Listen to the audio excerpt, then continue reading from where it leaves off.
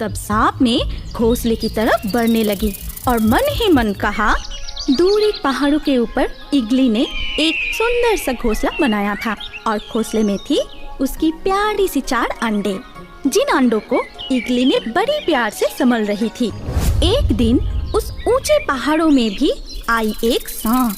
फिर इगली ने 4 अंडे दी है, बड़ा मजा आएगा अंडे खाने में। अब मेरे 4 दिनों का खाने का बंदोबस्त हो गया। और जब इगली सो रही थी तब सांप ने घोंसले की तरफ बढ़ने लगी और मन ही मन कहा, अरे इगली तो घोंसले में ही अंडे के पास बैठा है, लेकिन वो सो रहा है। मैं चुपके से जाके एक अंडा चुरा लेता हूँ।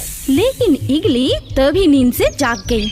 तभी अरे ये तो सांप है, जरूर मेरे अंडे को खाने के लिए आया है। इसको तो अभी मजा चखाती हूँ। अरे बाप रे, इगली तो जाग गई।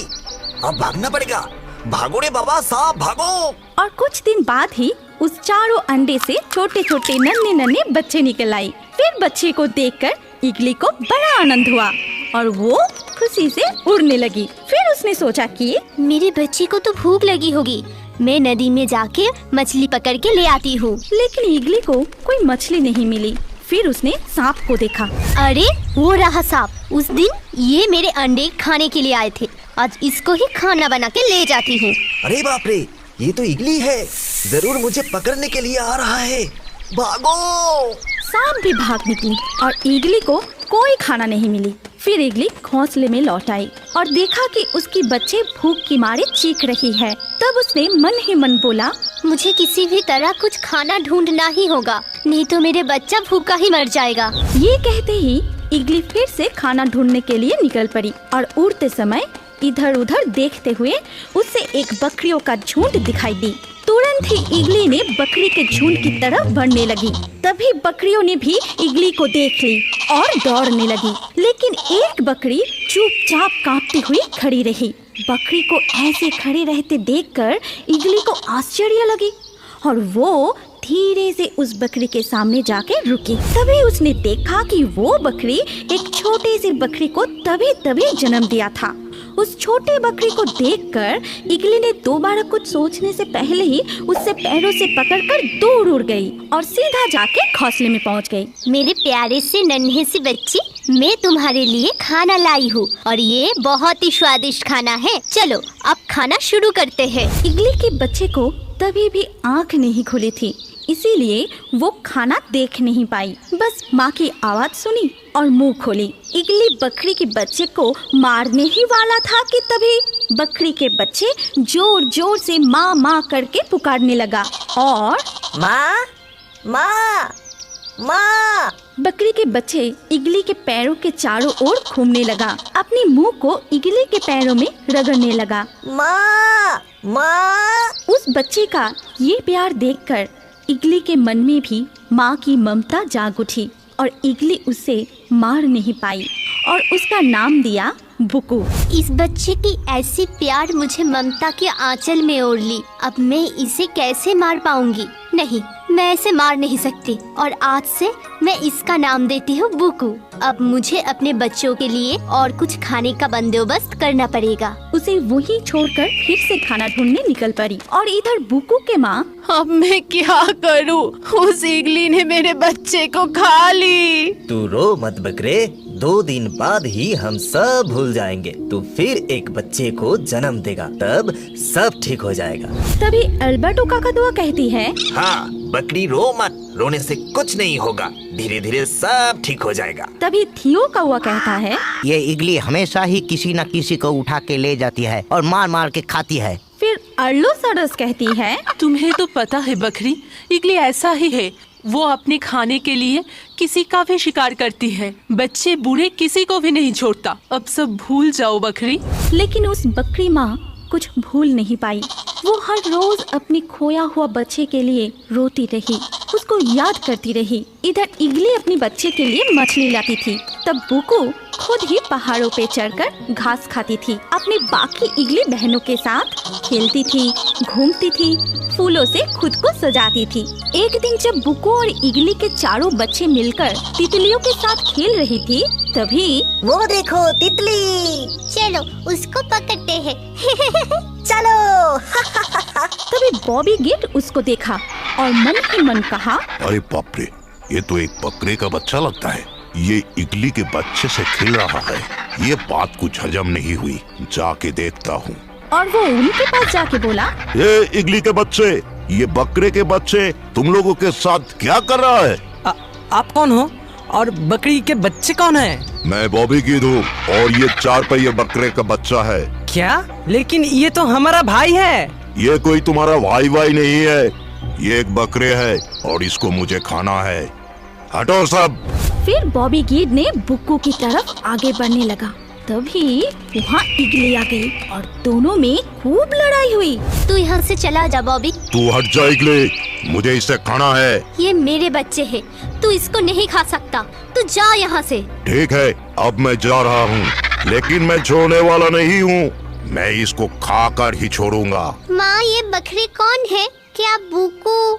माँ, क्या मैं सच में एक बकरी हूँ? हाँ बेटा, तू एक बकरी है। इसके बाद इगली ने बकरी के बच्चे को पूरी घटना बताई। फिर बोला कि अब मैं तुझे तेरी असली माँ के पास छोड़ आऊंगी, नहीं तो ये बॉबी गिट से तुझे बचा नहीं पाऊंगी। फिर इगली ने बकरी के बच्चे को उसकी माँ के पास छोड़ आई। अरे बकरी, ये तो तेरा ही बेटा लगता है। अरे मेरा बच्चा, मेरा लाडला। क्या वो इतना दिन इगली के पास ही था और जिंदा था? हाँ, मैं इतने दिन इगली माँ के पास ही था और वो मुझे बहुत प्यार भी करती है। क्या तुम मेरी असली माँ हो? हाँ बेटा, मैं ही तेरी असली माँ हूँ। इसके बाद बकरी ने अपनी बेटी बुक्कू को गले से लगाया। फिर सब मिलके खुशी खुशी रहने लगा।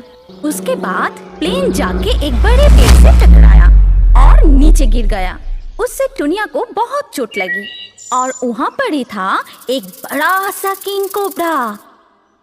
एक बड़ा जंगल में सारे पंछियाँ मिलके एक साथ रहता था। सारे पंछी एक साथ रहते हुए भी टुनिया बहुत ही घमंडी थी। वो सबसे बुरी बर्ताव करती थी क्योंकि उसके पिताजी एक बड़ा बिजनेसमैन था। इसीलिए वो सारे पंछियों से बुरी बर्ताव करती थी और इस काम में उसके साथ देती थी उसके तीनों दोस्त, लूसी, राया, मैक्स। ऐसे ही एक दिन शाम को नीनी, नैन्सी और पॉपी जंगल में खेल रहे थे। वो देखकर राया टुनिया से कहती है, देख टुनिया, वहाँ पर 3 लोग खेल रही है, चल उन्हें मजा चखाते हैं। असल में बाकी पंछियों को शांति से रहने नहीं देना ही उन लोगों का काम था। इसके बाद टुनिया, लूसी और मैक्स ऊपर से उन लोगों की तरफ पत्थर फेंकने लगी और हंसने लगी। पत्थर फेंकने से टूनी, नैन्सी और पॉपी को बहुत चोट लगी। फिर नीनी टुनिया के पास जाके बोली, टुनिया, तुम क्यों ऐसे कर रही हो? हम लोग तुम्हारा क्या नुकसान किया है? क्यों हमें मार रही हो? उसकी बात सुनकर मैक्स कहता है, अरे जा जा, छोटा पंछी कहीं का। हम लोग को जो अच्छा लगे वो करेंगे, जरूरत पड़े तो दूसरे जगह जाके खेल। तुम लोग गलत कर रहे हो। तुम लोग हर वक्त हमारे साथ ऐसा करते हो, बहुत गंदी बातें करते हो। क्यों? हम कि तुम लोगों का दोस्त नहीं है? उसकी बात खत्म होते ही टुनिया कहती है, आई चुप, एकदम चुप। अब तुम लोग हमें सिखाओगे क्या सही है और क्या गलत? हम लोग जो किया सही किया। क्या बोला?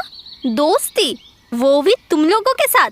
क्या औकात है तुम लोगों की हमारे साथ दोस्ती करने की? मेरी पापा इस जंगल की सबसे बड़ी बिजनेसमैन है, हमारी बहुत दौलत है और तुम लोगों के पास क्या है? जाओ, चली जाओ यहाँ से।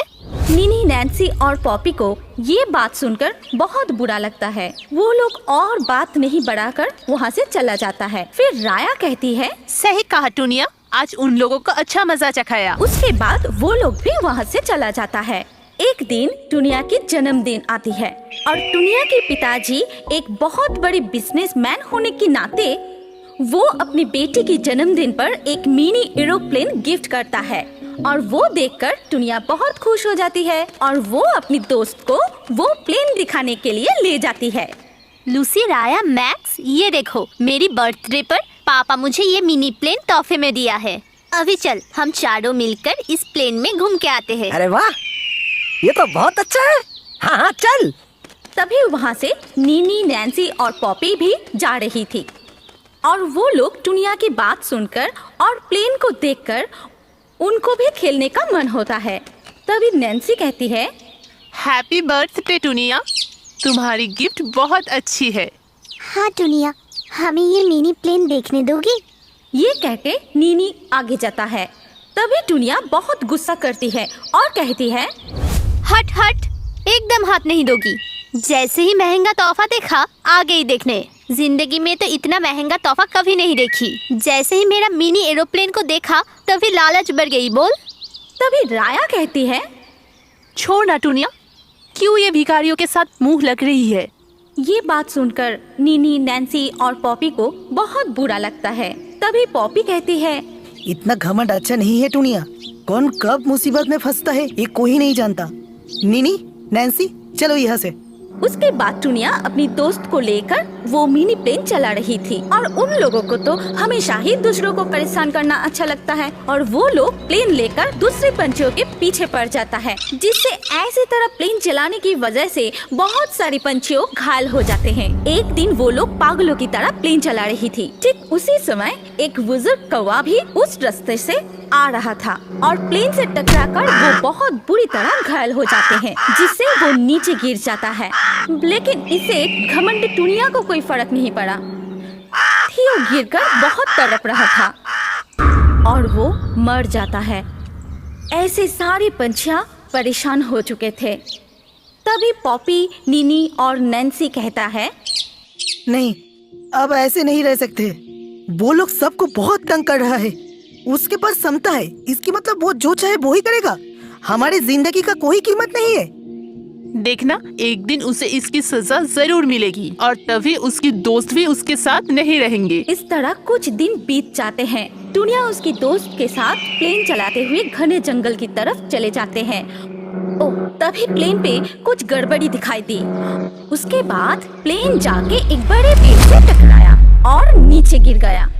उससे टुनिया को बहुत चोट लगी और वहाँ पर ही था एक बड़ा सा किंग कोबरा जो उस गुहा की तरफ जाता है तो उसकी जिंदा रहने की कोई उम्मीद नहीं रहता।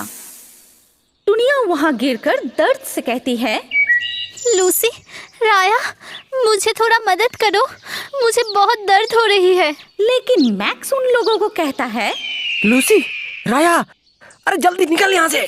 ये किंग कोबरा का जगह है। यहाँ आने पर कोई जिंदा नहीं बचता। टुनिया जो मर्जी हो कहे। ये कह के वो लोग वहाँ से भाग जाता है, टुनिया को अकेले छोड़कर। उसके बाद किंग कोबरा उसकी गुफा से निकल आता है और टुनिया को ऐसे हालात में देखकर कहता है, अरे बाप रे बाप, आज तो खाना एकदम मुंह के सामने रखा है।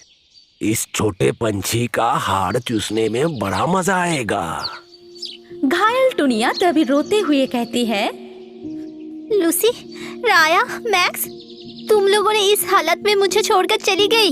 हे भगवान, मैं अब क्या करूं? कोई तो मदद करो मेरी इस भयानक किंग कोबरा के हाथों से। तभी वहाँ जंगल के पास से जा रही थी निन्नी, नैन्सी और पॉपी खाना ढूंढने के लिए। टुनिया की रोने की आवाज सुनकर पॉपी कहती है, अरे ये टुनिया की रोने की आवाज है ना, शायद वो कोई मुसीबत में है। तभी नीनी कहती है, अच्छा हुआ, इतने दिनों से वो हमें मुसीबत में डाल रहा था, आज खुद मुसीबत में है। और देखो, उसकी दोस्त भी उसके साथ नहीं है। नीनी की बात सुनकर पॉपी कहती है, नहीं नीनी, ऐसे नहीं बोलते। वो हमारे साथ गलत किया, लेकिन हम क्या उनके साथ गलत करेंगे? मुसीबत के समय सभी को मदद करना चाहिए। चलो सब लोग, टुनिया को बचाना होगा। घायल टुनिया रोते ही रही और किंग कोबरा आगे बढ़ने लगी उसको खाने के लिए।